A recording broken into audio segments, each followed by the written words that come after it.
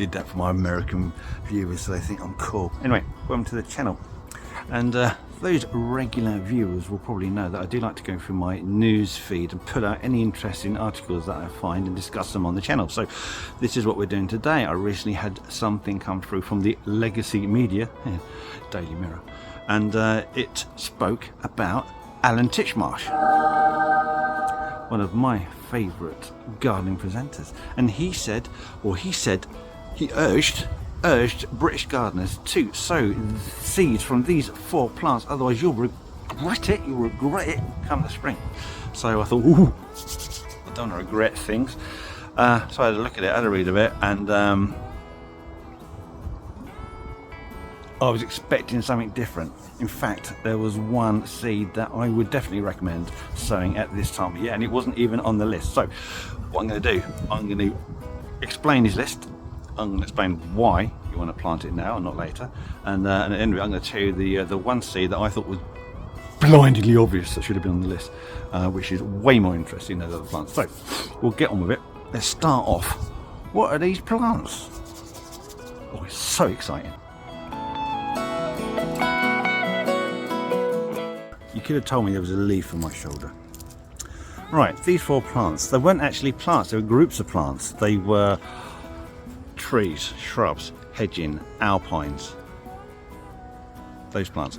And yes, it's all very good, but I wouldn't have said that was particularly interesting.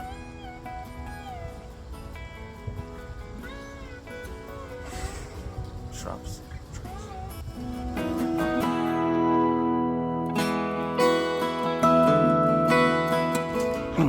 But what is interesting is the reason why you got to sow their seeds at this time of year, and that's because you have to break dormancy.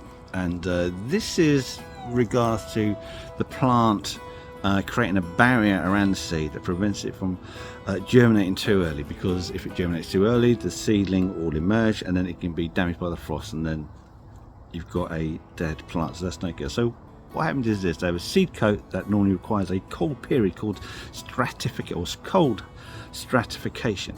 So it needs to be exposed to these cold, freezing, wet temperatures for a period of time. That period will vary depending on the species, so that come the spring, when weather conditions are more clement and the threat of late frosts have passed, then the seed will then germinate and grow, and it will have the whole of the summer to grow, so it establishes to a decent size that it can overwinter the following year. So stratification, and this is why with regards to a lot of your trees, shrubs, hedging, alpines, still forms, right, you need to do your sowing now.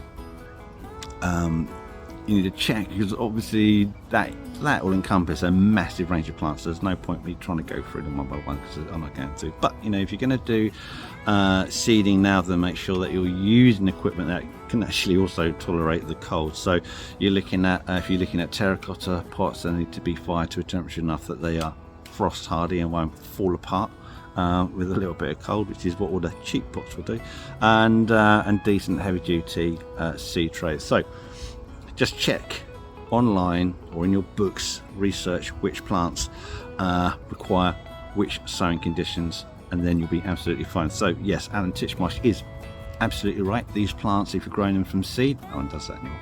If you're growing them from seed, then grow them now, so that the cold winter can break the dormancy, and they'll emerge in the spring all lovely and wonderful. But is that interesting news? No. So I'm going to give you the interesting news. There is one plant that has been sown November, December for decades, possibly even centuries, and it's not English, but it's very, very popular with the Victorian growers and breeders. And in fact, Lorna actually worked for one of the national collections of these plants. You want to know what this plant is? You want to know what this plant is that you should be sowing your seeds now? Well, I'm going to flipping tell you. Let me just get some to show you. Hold on, I just want to interrupt this broadcast with some important news. If you are finding this video interesting, or at the very least amusing, then consider pressing the like button. That way YouTube can help other people looking for this information to find this video. And if you want to support this video further, you can just by subscribing. It's absolutely free. If you want to find out whenever we publish a new video, then click on that notification bell. Anyway, I'll let old boil butt continue talking. Here you go. It's sweet peas, blindingly obvious. They are known for needing to be sown around October to December. Look, I can show you. Can you see that all right? It's a bit dark, isn't it? It is December.